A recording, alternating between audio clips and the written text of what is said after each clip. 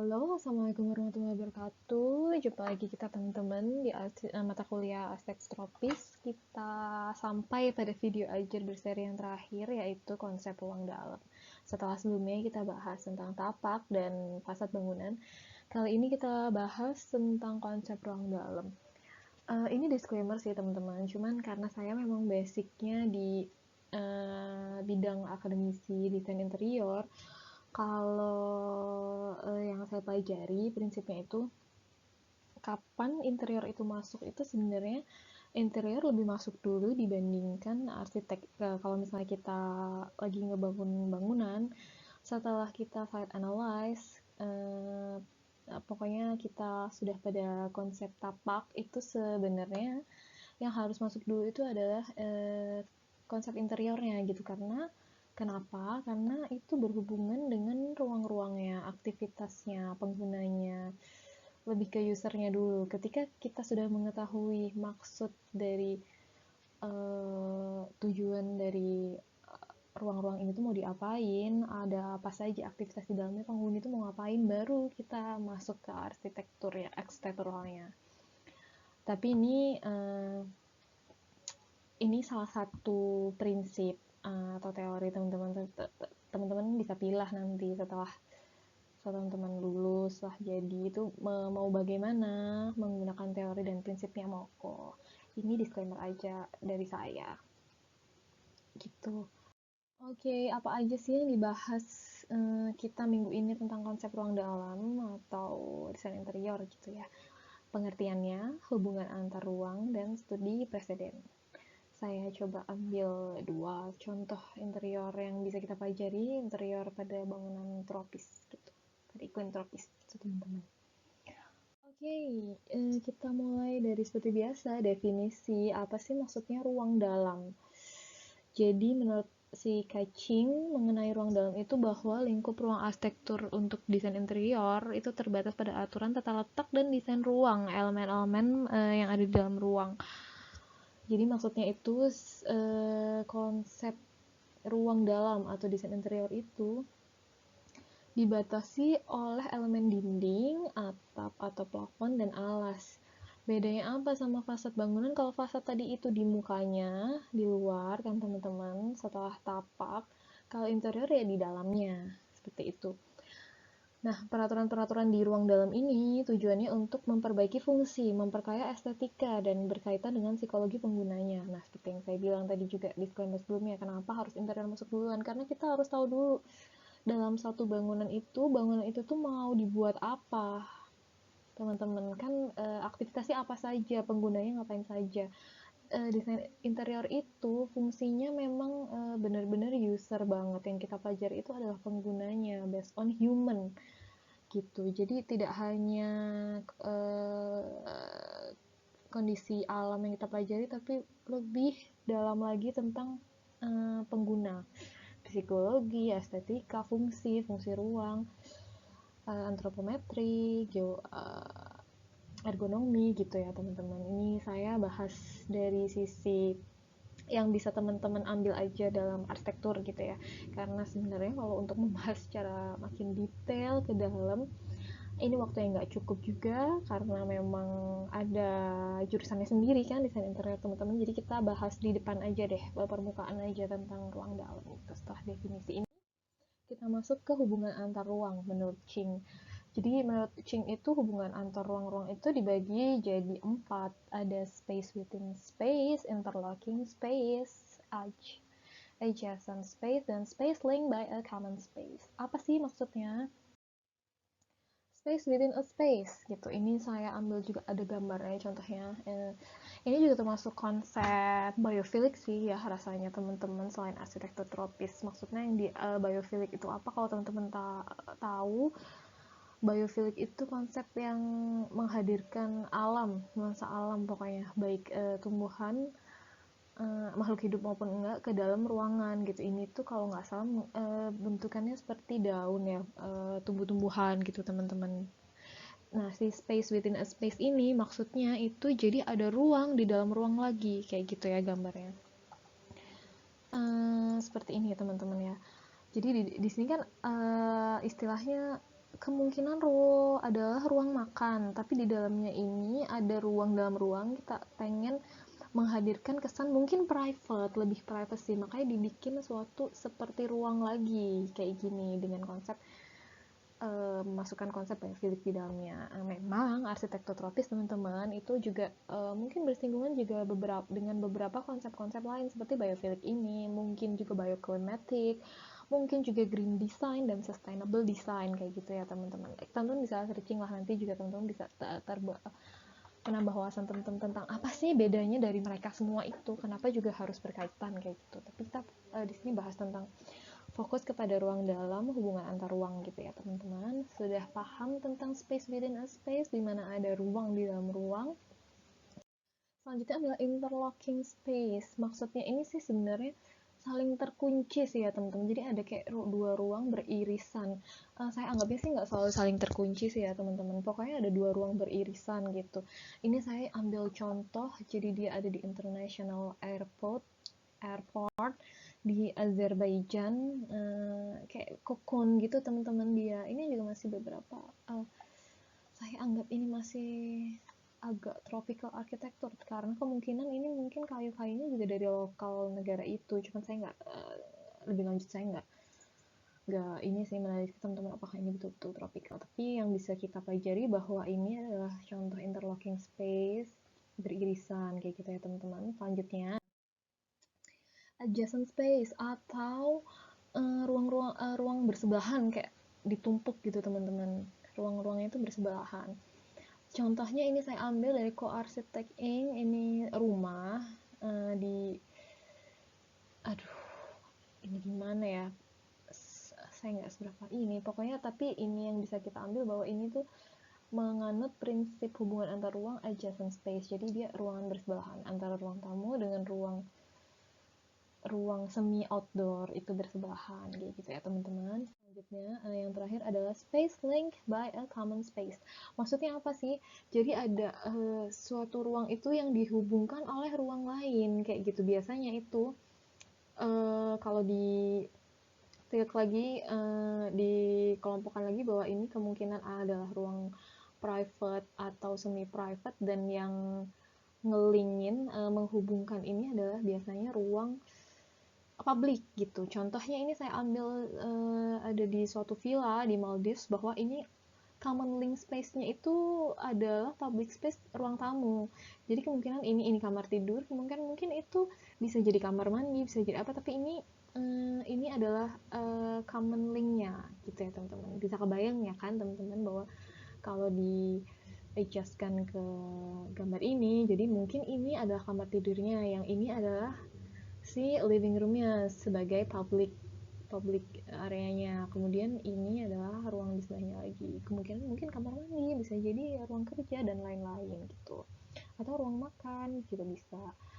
Oke, ini saya ambil sedikit gimana sih menentukan awalnya itu mendesain interior gitu ya teman-teman. Ini mungkin nggak teman-teman dapatkan juga di arsitek karena memang basic saya interior itu tadi, cuman teman-teman nggak usah bingung, ini kita dari permukaan aja gitu ya. Sebelum seorang desainer interior itu menentukan suatu layout desain, rencana lantainya, menentukan segala desainnya, mereka tuh harus memposisikan, mengelompok-kelompokkan ruangannya itu berdasarkan fungsi dan aktivitas. Ini sebagai contoh, misalnya ada office ya teman-teman.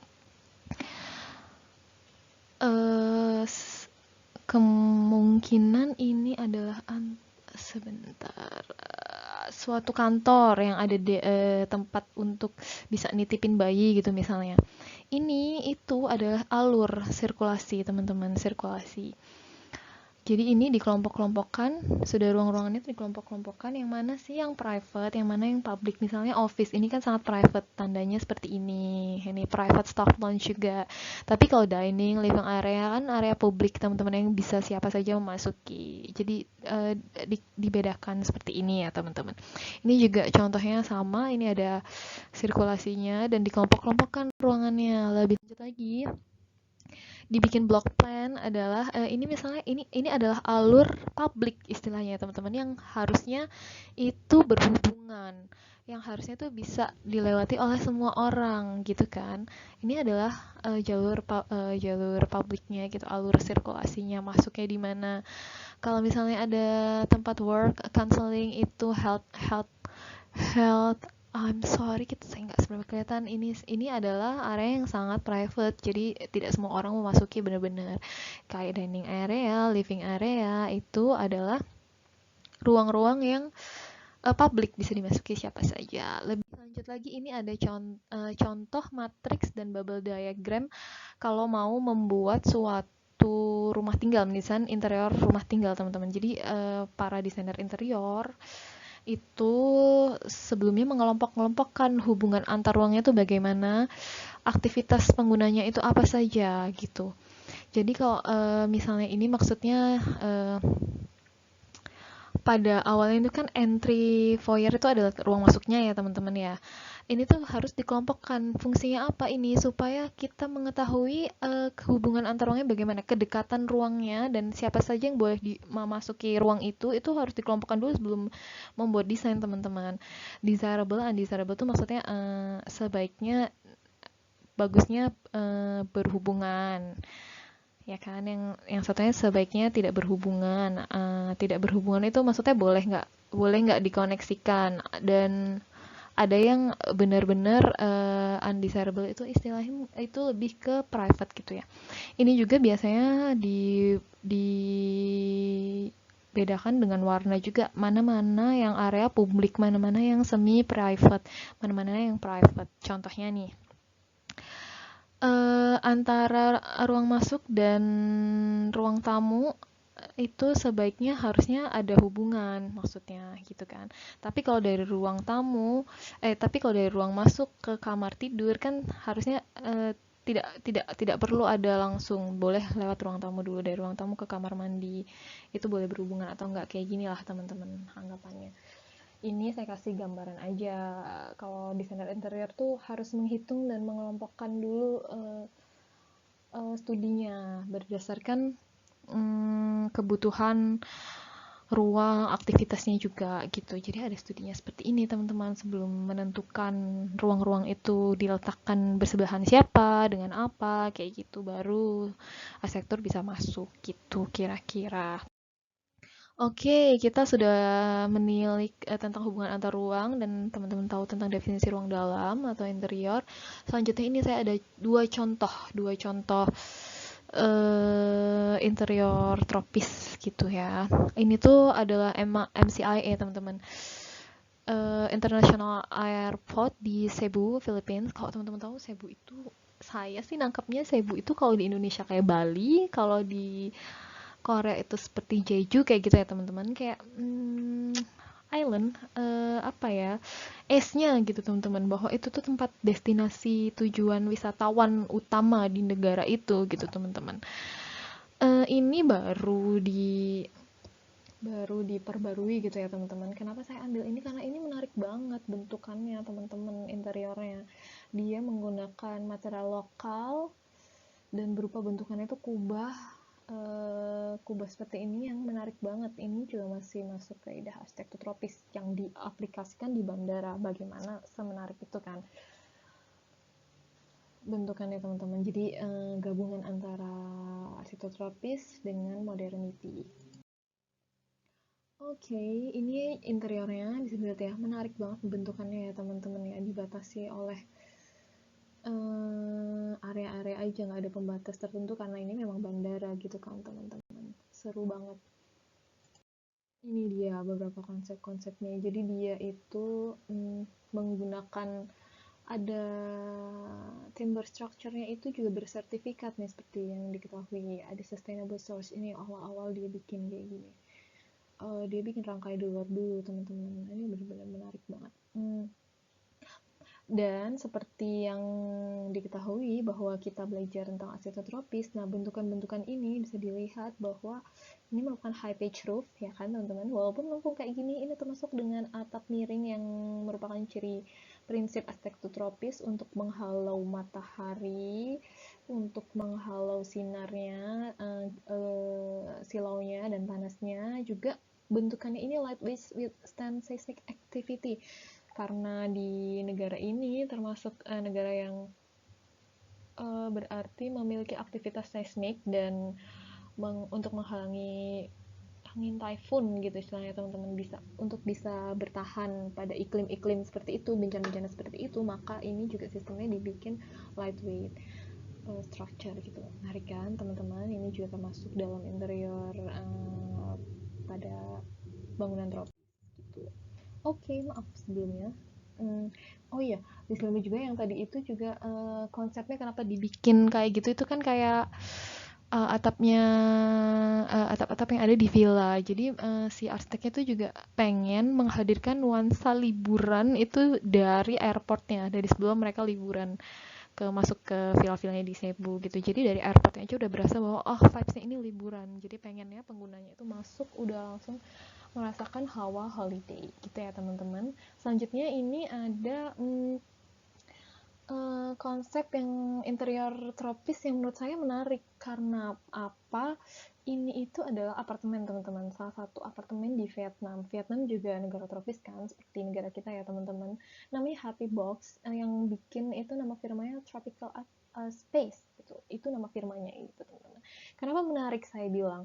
Ini juga menggunakan kaidah hubungan antar ruang berupa apa coba teman-teman? Ini adalah suatu space within a space. Jadi ada ruang di dalam ruang ya kan teman-teman. Kenapa juga saya ambil ini selain selain karena dia juga mengatur kaidah-kaidah estetis. Ini adalah apartemen di mana gimana sih kalau misalnya kita itu ada di bangunan yang tinggi, tidak bisa pitch roof tapi ingin tetap menggunakan kaidah-kaidah arsitektur tropis ya kan teman-teman. Kalau apartemen kan mereka ini gimana coba mau pitch roof karena kan mereka bertingkat, mereka ini flat roof kan teman-teman di sini. Nggak tahu kalau atas apartemen ini sendiri itu merupakan pitch roof, tapi gimana caranya mereka mendapatkan kaidah itu di dalam bangunannya ya dengan sistem seperti ini.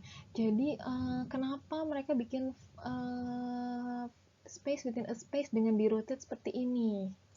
Teman-teman lihat tuh, menarik banget.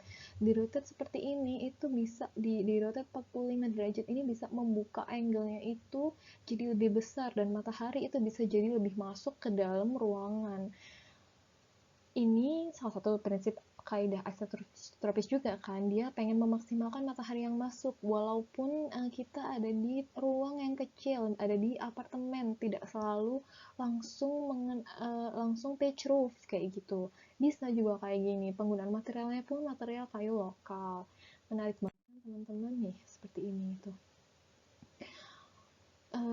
Karena dia juga apa kepengen prinsip kaidah arsitektur tropisnya juga tercapai, jadi ini dia juga memaksimalkan bukaan-bukaan seperti ini supaya udara juga bisa masuk sehingga terjadi natural environment energy, jadi ada cahaya masuk juga, angin masuk, jadi akan reduce juga energinya. Siang hari tidak perlu pakai AC, tidak perlu pakai lampu gitu ya teman-teman. Nah ini kalau teman-teman lihat denahnya kita effortkan ya seperti ini space within the space di dalam konteks tropis. Oke, dua contoh cukup mengenai mohon maaf, mengenai konsep ruang dalam atau interior gitu ya teman-teman. Ini menjadi akhir dari seri video ajar kita. Sampai di sini, semoga bisa bermanfaat semuanya, menambah wawasan teman-teman. Kalau ada salah kata, salah info, saya mohon maaf. Mungkin teman-teman juga bisa koreksi di bawah, boleh. Jangan lupa teman-teman untuk absen juga seperti biasa di bawah di kolom komen. Semangat ya teman-teman, tetap semangat menuju UAS. Pekerjaan tugas besarnya juga dikerjakan dengan senang hati. Yang penting tuh semangat, happy teman-teman. Semua itu pasti bisa terselesaikan. Tenang aja, jangan stres. Happy kita itu happy. Oke, Assalamualaikum warahmatullahi wabarakatuh.